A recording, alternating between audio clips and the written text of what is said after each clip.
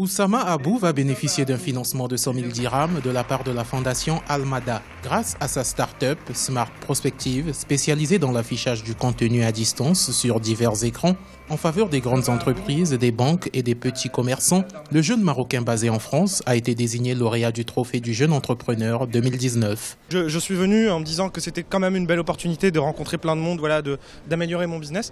Mais au-delà de ça, je ne m'attendais pas au prix et encore moins à la première place.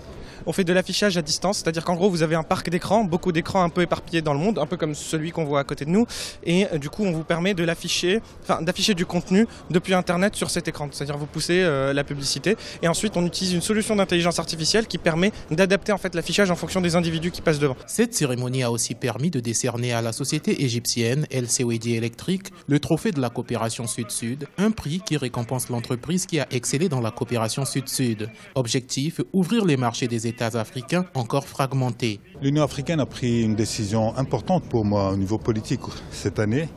C'est le fait d'acter la zone de libre-échange économique continentale. Les réformes en matière d'ouverture des marchés, en matière de facilitation de l'investissement, en matière de facilitation de la circulation sont importantes et le secteur privé doit être au rendez-vous. Ça, c'est le challenge que nous avons.